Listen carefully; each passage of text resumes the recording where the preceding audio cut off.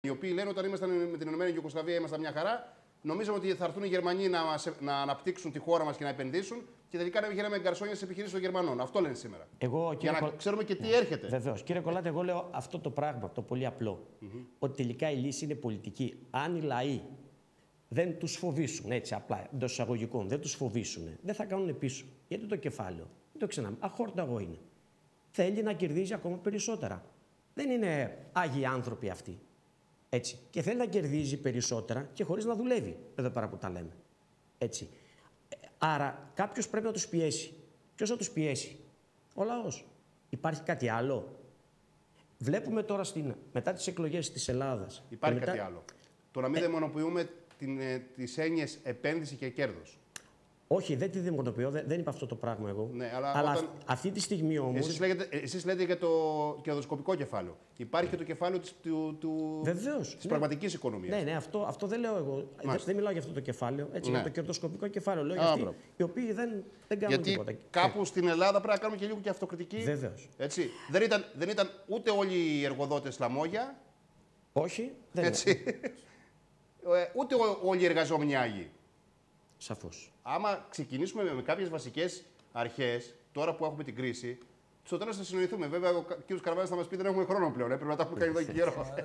Όχι, και επιπλέον, εγώ θα ήθελα να δω τα λόγια να ακολουθούνται από πράξεις. Είπε ο κ. Μιχαλάκης σαφώς, αλλά πάντοτε όποτε υπήρχε διένεξη εργοδότη-εργαζομένου, εξ ορισμού εργοδότης ήταν ο κακός. Καλά, αυτό είναι γεγονός. Δεν θα το λύσουμε τώρα αυτό. Το θέμα είναι, συμφωνούμε λοιπόν ότι πρέπει από την αρχή να φτιάξουμε παραγωγικό μοντέλο και νομίζω καλά το πάει ο κ. Μιχαλάκης στην προσέγγιση του. Εκεί είναι το ζητούμενο.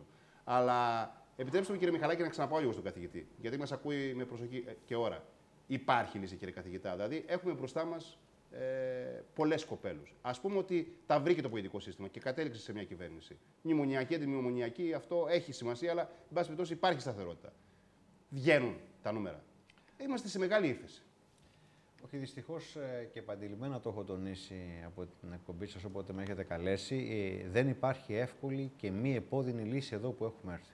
Αυτό είναι δεδομένο και πρέπει να το συνειδητοποιήσουμε και σαν πολίτες, ατομικά και συλλογικά. Όλες οι λύσεις είναι δύσκολες, από πολύ δύσκολες έως πάρα πολύ δύσκολες.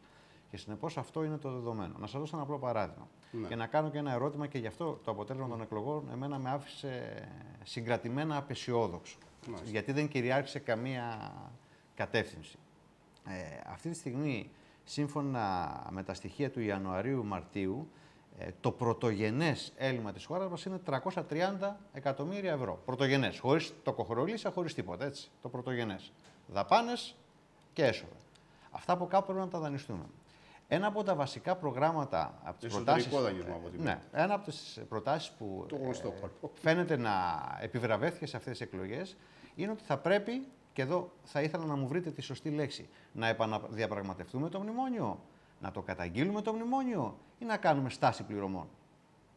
Ποιο από αυτά επιβραβεύτηκε? Τι λέτε γι' αυτό? Γιατί το κάθε ένα οδηγεί σε τελείως διαφορετικούς δρόμους και πρέπει να το ξεκαθαρίσει το πολιτικό σύστημα αυτής εξ αρχής. Γιατί πράγμα μιλάμε? Αν είναι επαναδιαπραγμάτευση, σημαίνει ότι θα καθίσουμε με τους δανειστές μας και εταίρους μας και θα προσπαθήσουμε να βρούμε κάποιους λιγότερο επαχθείς όρους. Εδώ υπάρχει ένα μερανό σημείο. Η ίδια η Δανειακή Σύμβαση, η δεύτερη, προβλέπει ότι δεν μπορεί να γίνει πολιτική διαπραγμάτευση και ότι αυτό ανήκει πλέον στη διακριτική ευχέρεια του τεχνοκράτη του EFSF. Ούτε καν πολιτικό. Αλλά εν πάση περιπτώσει το προσπερνάμε αυτό. Αν υπάρχει πολιτική βούληση και προφανώς και η πίεση λόγω του εκλογικού αποτελέσματος, νομίζω μπορεί ότι αυτό θα είναι το τελευταίο που θα εμποδίσει μια επαναδιαπραγμάτευση. Η διαπραγμάτευση όμως σημαίνει ότι κάτι θα δώσω, κάτι θα πάρω. Έτσι, για να μπορέσει να είναι επαναδιαπραγμάτευση. Η καταγγελία της Δανειακής Σύμβασης είναι κάτι τελείως διαφορετικό. Το οποίο στο δικό μου τουλάχιστον το μυαλό, με σχεδόν μαθηματική ακρίβεια, βήμα-βήμα, μας οδηγεί εκτός Ευρωζώνης. Γιατί είναι μια μονομερής ενέργεια, η οποία προφανώς θα δημιουργήσει και μια αντίστοιχη αντίδραση. Ακόμα και αν καταγγείλουμε, στην καλύτερη περίπτωση αυτό που θα μας πούν οι δανειστές μας είναι πολύ ωραία, εσείς την καταγγείλατε τη σύμβαση, αν θέλετε ελάτε να αναδιαπραγματευτούμε. Στο μεσοδιάστημα όμως είναι προφανές ότι εμείς δεν θα σας δώσουμε τα χρήματα που χρειάζεστε. Στις 15 Μαΐου λύγει ένα ομόλογο 450 εκατομμύριων, το οποίο μάλιστα ήταν εκτός κουρέματος. Η δικιά μου η πρόταση θα ήταν μάλιστα να μην το πληρώσουμε καν, αλλά αυτό θα πρέπει να γίνει σε συμφωνία με την Ευρωπαϊκή Ένωση και το Διεθνές Νομισματικό Ταμείο. Γιατί θα ήταν εις βάρος αυτών που κουρέψαμε. Τα ληξιπρόθεσμα χρέη του δημοσίου είναι περίπου 6,3, οφειλές του δημοσίου είναι 6,3 δισεκατομμύρια ευρώ. Στις επόμενες μέρες θα μας έρθει μια δόση 5,3 δισεκατομμύρια από το μηχανισμό στήριξη. Θα τα πάρουμε αυτά, θα τα επιστρέψουμε ή θα τα αρνηθούμε? Γιατί η καταγγελία σημαίνει ότι δεν τα θέλουμε. Πώς θα ανταποκριθεί λοιπόν το δημόσιο στις οφειλές του?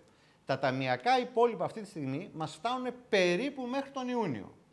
Μετά, αν συνεχίζουμε να παράγουμε ελλείμματα, ποια θα είναι η αντίδραση, τι θα κάνουμε, πού θα απευθυνθούμε?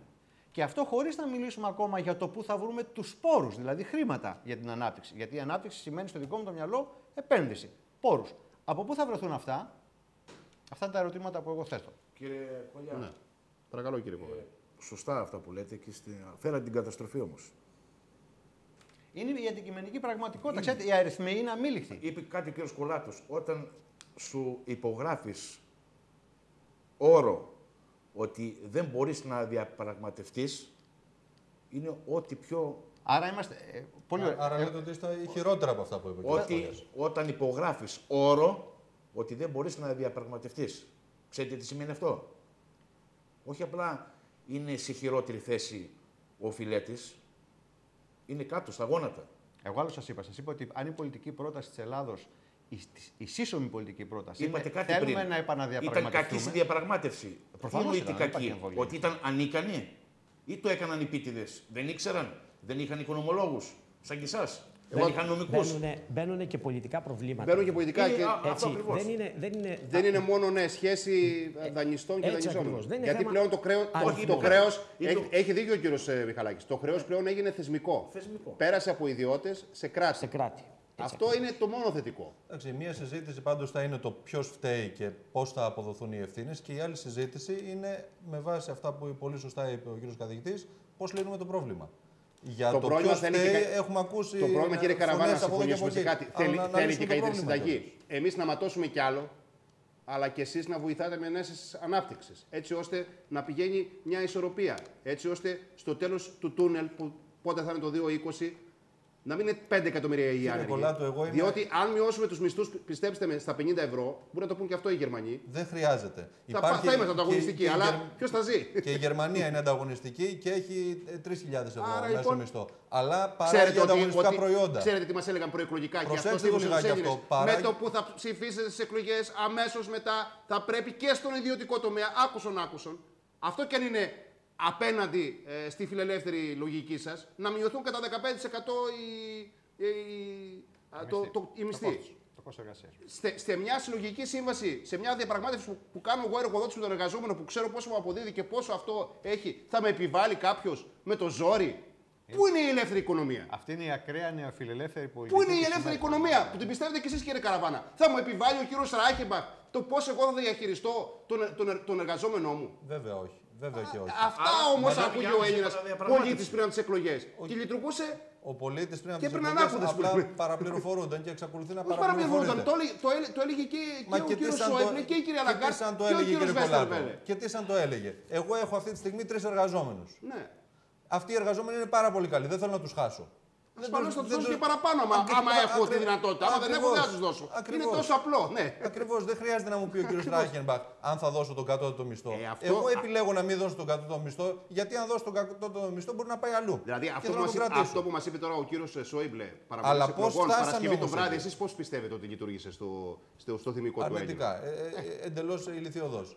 Οι άνθρωποι δεν μπορούν να μπουν στην ελληνική ψυχολογία. Αυτό λέμε. Αλλά εγώ εκφράζει ακριβώς την αυστηρότητα της γερμανικής νοοτροπίας. Είναι ακριβώς αυτό, είναι ξεκάθαρο, η οποία γυρνάει σε βάρος των δικών του συμφερόντων. Συμφωνούμε, κύριε Κόλλια. Συμφωνούμε απόλυτα. Είναι μια αδιέξοδη πολιτική αυτή, λοιπόν. Είναι αδιέξοδη. Πρέπει να συμφωνήσουμε δεν είναι αδιέξοδη πολιτική. Πρέπει να συμφωνήσουμε. Παρακαλώ, ας τον ακούσουμε. Αν δεν συμφωνήσουμε σε κάτι, δεν μπορούμε από εκεί πέρα μιλάμε, ο καθένας λέει τα δικά του και δεν ακούει τον άλλον. Είναι αδιέξοδο αυτό ή δεν είναι? Εσείς λέτε, κύριε Καραβάνα, ότι δεν είναι αδιέξοδο. Εμείς λέμε ότι είναι αδιέξοδος πολιτική. Και επιβεβαιώνεται βασικά από το πώς ζει ο Έλληνας πλέον. Από το πώς ζει όχι ο μέσος Έλληνας. Αυτό που είπε ο κ. Κολάτος έχει τη σημασία του. Στον ιδιωτικό τομέα, τι χρειαζόταν η μείωση των μισθών. Και τελικά, εκεί που μειώνονται οι μισθοί, έχουμε και ανάπτυξη. Όχι, βέβαια. Αυτό είναι, δηλαδή είναι... Όχι. Έτσι ακριβώς. Η κυρία Λαγκάρτ μας λέει ότι αν δεν φτάσετε σε επίπεδο μισθών Κροατίας, μας το είπε η κυρία Λαγκάρτ, το ακούσαμε. Δηλαδή, δεν πρόκειται να έχετε ανάπτυξη. Η Κροατία έχει ανάπτυξη ή έχει η Σουηδία ανάπτυξη που έχει μεγάλους μισθούς ή η Δανία. Γιατί εδώ προσπαθούμε. Για να ακούσουμε και τον κύριο Καραβανά. Έχει ενδιαφέρον να υπάρχει έτσι ο αντίλογος. Παρακαλώ, κύριε Καραβανά. Νομίζω ότι τα έχουμε απλοποιήσει. Προφανώς το να ρίχνεις τους μισθούς δεν σημαίνει ότι θα έχεις υποχρεωτικά ανάπτυξη. Και το αντίστροφο, αυτό που λέτε, ότι το θα έχεις ψηλούς μισθούς όπως στη Δανία, ούτε αυτό σημαίνει ότι θα έχεις ανάπτυξη. Ανεξάρτητα πράγματα είναι. Εγώ είμαι αλλεργικός και αν θέλετε από ιδιοσυγκρασία, σαν Γιώργος, σε κάθε είδους λύσεις που μονίμως ψάχνουν να βρουν την αιτία έξω από εμάς. Αν κάποιος έχει γράψει στο βίντεο τη σημερινή εκπομπή και την γυρίσει να την ξαναδεί, θα δει ότι μιλήσαμε για τους Γερμανούς, για τους Αμερικανούς, για τα μνημόνια. Είπε ο κ. Μιχαλάκης να τους ζητήσουμε αυτό, να τους ζητήσουμε το άλλο, να διαπραγματευτούμε έτσι, να διαπραγματευτούμε κοκορέτσι. Ζητιανιά. Κύριε Μιχαλάκη, σας το λέω ευθέως. Ζητιανιά είναι αυτό το πράγμα. Αφήστε με να τελειώσω και δεν θα ξαναμιλήσω. Σας το λέω ευθέως. Αν είχα γεννηθεί στο Μπαγκλαντές, σε μια χώρα που την έχει φτύσει ο Θεός και κάθε 2 χρόνια τη σαρώνει ο τυφώνας, θα έλεγα το έχει η μοίρα μου. Αν είναι να ζήσω καλύτερα, θα πρέπει κάποιος να με βοηθήσει. Έχοντας γεννηθεί στην Ελλάδα, ένα τόπο ο οποίος έχει απίστευτες αναπτυξιακές δυνατότητες, δεν δέχομαι να ζητιανέψω πριν τουλάχιστον εκμεταλλευτώ πλήρως τις δικές μου δυνατότητες. Και θα σας δώσω ένα μικρό παράδειγμα. Αυτή τη στιγμή στη Σουηδία ξοδεύουν ένα κάρο λεφτά για να χτίσουν πλατφόρμες, πλωτές στη μέση του ωκεανού και να πάνε να φυτέψουν απάνω ανεμογεννήτριες. Εμείς έχουμε τέτοιες πλατφόρμες έτοιμες. Χιλιάδες. Χιλιάδες. Θα μπορούσαμε να κάνουμε αυτό το πράγμα και να είμαστε Σαουδική Αραβία. Και καλύτερα. Γιατί το πετρέλαιο σε 150 χρόνια θα τελειώσει. Το Αιγαίο δεν πρόκειται ποτέ να σταματήσει να παράγει αέρα. Θα αρχίσουμε να μιλάμε επιτέλους για αυτά τα πράγματα. Πάνε οι πλουσιότεροι άνθρωποι όλου του κόσμου για να αγοράσουν μια βίλα στο Ντουμπάι, στη μέση της ερήμου. Τεχνητά νησιά. Πάνε όλοι οι πλούσιοι συνταξιούχοι Αμερικανοί για να αγοράσουν μια συνταξιοδοτική κατοικία στο Μαϊάμι, γιατί έχει λίγο παραπάνω ήλιο. Εμάς μας εμποδίζει κανένας να έχουμε ένα πρόγραμμα συνταξιοδοτικής κατοικίας, ώστε να έρχεται ο Γερμανός που δούλεψε σε όλη τη ζωή στη Γερμανία να τρώει τη σύνταξή του εδώ. Μας απαγορεύει κανένας να έχουμε κρουαζερόπλια. Θα το κάνουν οι Γερμανοί τώρα. Να σας πω λοιπόν ποιος μας το απαγορεύει. Μας το απαγορεύει το θεσμικό μας πλαίσιο, που για να έρθει ένας μηχανικός και να φτιάξει ένα συνταξιοδοτικό χωριό πρέπει να μπλέξει με 85 στην αρμόδια υπουργεία και κτηματολόγιο δεν θα υπάρχει για να βγάλει άκρη που είναι δάσος και που δεν είναι. Και μας το απαγορεύει και το ΠΑΜΕ και ο ΣΥΡΙΖΑ κάθε φορά που έχουν ένα παλαβό αίτημα που απαγορεύει τελικά τον απόπλο, ας πούμε, του κρουαζερόπλοιου ή τον κατάπλου ή δεν ξέρω εγώ τι. Καλά, ο ΣΥΡΙΖΑ δεν το κάνει. Να σας πω κάτι. Δεν μου λέτε τώρα δεν το κάνει ο ΣΥΡΙΖΑ. Το μισό κέντρο έχει καεί στην Αθήνα από το ΣΥΡΙΖΑ. Μία κουβέντα θα σας πω για τη ζητιανιά που είπατε. Έτσι, μία κουβέντα. Ένα στίχο του Ανδρέα Κάλβου. Θέλει αρετή και τόλμη η ελευθερία. Τίποτα δεν σου χαρίζουνε. Κατακτάς. Και αυτό είναι το μυστικό, το μεγάλο μυστικό. Για να κατακτήσεις όμως, θέλει να έχεις και τότσια. Δεν έχω άλλο χρόνο και θέλω να κλείσω έτσι με μια κουβέντα από τον κύριο Κόλια και από τον κύριο Κόκαλη. Κύριε Κόλια, διάβαζα ένα βιβλίο αυτές τις μέρες του συναδέλφου σας, του Πάνου του Παναγιώτου, ο οποίος είναι ένας άνθρωπος των αγορών, έτσι, που τα παρακολουθεί πάρα πολύ στενά και είπε, λέει εδώ και πάρα πολύ καιρό, εδώ και 18 μήνες, κάτι πάρα πολύ απλό. Το Μάιο του 10 είχαμε ένα πολύ δυνατό όπλο στα χέρια μας ως δανειζόμενοι. Είχαμε το εθνικό δίκαιο και επίσης δεν είχαμε και καθόλου εμπράγματες διασφαλίσεις. Το 90% των δανείων μας ήταν με εθνικό δίκαιο και χωρίς εμπράγματες διασφαλίσεις σε ιδιωτικές τράπεζες, οι οποίες σημειωτέων ήξεραν και ξέρουμε τι σημαίνει αυτές τις αγορές από το 1996 ότι το 2002 είχε κλειδώσει ότι η Ελλάδα θα μπει στο ευρώ. Και δανείζαμε επιτόκια 15% στη δραχμή και τα πήρανε σε ευρώ. Πολύ μεγάλο όπλο αυτό για όσον ξέρει από αγορές, να ξέρω εγώ ότι μετά από 5 χρόνια. Και αυτό ήταν μια κερδοσκοπία για να δούμε πού είναι το επαχθές χρέος. Θα μου πείτε το δεχτήκαμε. Την οποία εμείς όμως τη δεχτήκαμε. Τη δεχτήκαμε, το καταλαβαίνω. Αυτό είναι το σημαντικό. Τη δεχτήκαμε. Δυστυχώς φυσικά. Δυστυχώς, γιατί προφανώς. Έτσι. Τώρα όμως που ήρθε η ώρα αυτό το κερδοσκοπικό κεφάλαιο να βάλει λίγο νερό στο κρασί του, κάναμε ένα PSI, ένα κούρεμα. Από τα 206 δις πέσαμε στα 103. Από αυτά πάνω από 80 δις είναι λεφτά των Ελλήνων που μάτωσαν. Τα ασφαλιστικά ταμεία, τα ΑΕΗ και τα ΤΕΗ, οι μικρομολογιούχοι επενδυτές, οι ελληνικές τράπεζες που πάλι τους φορολογούμενους θα πρέπει να κληθούν και οι άλλοι κάλυψαν τις επισφαλιές τους, μετέτρεψαν το χρέος τους από τραπεζικό σε κρατικό και τώρα είμαστε εμείς στη μέση. Θα μου πείτε, βρεθήκαμε σε δυσάρεστη θέση. Τους δώσαμε λοιπόν αγγλοσαξονικό δίκαιο και πράγμα τις διασφαλίσεις. Τι κερδίσαμε από όλη αυτή την ιστορία, κύριε Κόλλη? Αυτό είναι η μεγάλη μου απορία. Και γιατί τόσο πολύ ήμασταν γαλαντόμοι στο να τους δώσουμε όλα αυτά χωρίς να διασφαλίσουμε ούτε καν ένα γραπτό? Γιατί προφορικά έχουμε πάρα πολλές υποσχέσεις. Ότι ρε παιδιά, ναι, εσείς κάνετε μια πολύ μεγάλη θυσία για να σώσετε το ευρώ, αλλά και εμείς εδώ είμαστε, εδώ εκφράζεται η αλληλεγγύη. Στο επόμενα 2-3 χρόνια σας έχουμε ένα πρόγραμμα 20 δις ευρώ για να μπορέσετε να αναπτυχθείτε. Δεν το πήραμε αυτό. Δεν το πήραμε. Θα κάνω το συνήγορο του διαβόλου, αν και δεν μου αρέσει, γιατί έχετε δίκιο σε αυτά που είπατε. Υπάρχουν παραδείγματος χάρη τα 15 δισεκατομμύρια στα κοινοτικά ταμεία, τα οποία περιμένουν από εμάς να τα απορροφήσουμε. Δεν τα απορροφήσαμε. Γι' αυτό δεν φταίνουν οι δανειστές μας ή οι εταίροι μας. Θα μπορούσαμε όντως τότε να είχαμε διαπραγματευτεί, ας το πούμε, ένα μικρό σχέδιο Marshall. Αλλά όταν μια χώρα έχει διαθέσιμα μπροστά της 15 δισεκατομμύρια ευρώ, τα οποία δυνατεί η ίδια λόγω της δικής της διοικητικής αδυναμίας να απορροφήσει. Και όχι μόνο. Επιτρέψτε μου, διότι μέχρι πρότινος έβαζαν και ένα ζήτημα. Μετά το άλλαξαν. Ότι η ίδια συμμετοχή μπαίνει στο έλλειμμα. Και κάθε μήνα είχαμε το IIF, το οποίο μας έλεγε ότι. Το λύσαμε με την Ευρωπαϊκή Τράπεζα Επενδύσεων. Το λύσαμε με την Ευρωπαϊκή Τράπεζα Επενδύσεων. Με ρήτρα δραχμή στα δάνεια. Ναι, θα μπορούσαμε και αυτό να το είχαμε συζητήσει. Ήταν ένα απλό τεχνικό θέμα, το οποίο δεν νομίζω ότι ήταν αυτή η ουσία. Η ουσία παραμένει το γεγονός ότι ακόμα και τώρα που μιλάμε, αδυνατούμε αυτά τα χρήματα να τα απορροφήσουμε. Ποια δημόσια διοίκηση θα τα απορροφήσει? Αυτή που ξέρει ότι αύριο μεθαύριο θα είναι ακριβώς. Άρα γι' αυτό σας είπα και είμαι και συγκρατημένα απαισιόδοξος, γιατί αν σκεφτούμε ότι στην Ελλάδα κατά παράδοση σε περίοδους κυβερνητικής αβεβαιότητας είναι προφανές ότι ο διοικητικός μηχανισμός παραλύει. Συνεπώς, τους επόμενους μήνες θα δούμε τα έσοδα να μειώνται ραγδαία. Συνεπώς, το πρωτογενές έλλειμμα.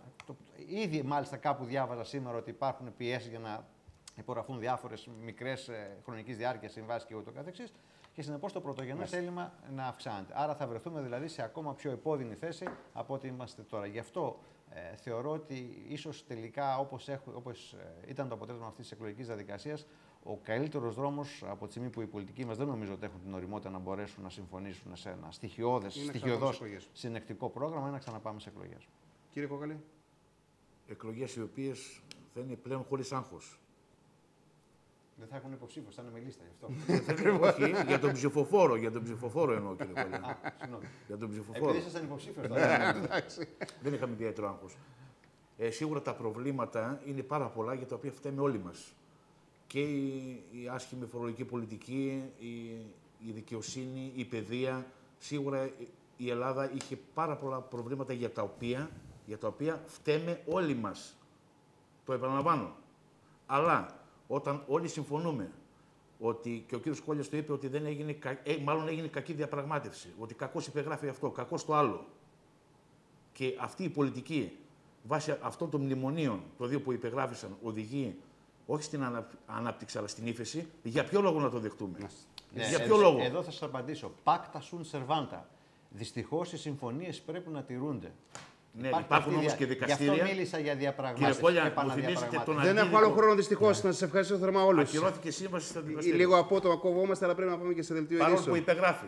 Διαβάστε και λίγο το πρόγραμμα του Στέφανου του Μάνου, λέει χρήσιμα πράγματα. Παίρνω μια ατάκα για να κλείσει ο κύριος Καραβάνας. Μπορούμε να τα αλλάξουμε, αλλά να τα αλλάξουμε με έργα, φέρνοντας δηλαδή διαπραγματευτικά χαρτιά. Κύριε Μιχαλάκη, σας ευχαριστώ και πάλι. Και πάλι συγχαρητήρια και σιδερένιος, καλή δύναμη. Τον κύριο Κόκαλη, τον κύριο Καραβάνα, τον κύριο Κόλλια, κυρίως εσάς, φίλες και φίλοι τηλεθεατές που μας παρακολουθήσατε και αυτή τη Δευτέρα, ανώνυμο το ραντεβού μας για την ερχόμενη. Δίνω αμέσως τη σκητάλη στη βραδινή ενημέρωσή σας και στη συνάδελφο Τιράνια του Αλεξίου. Καληνύχτα σε όλους.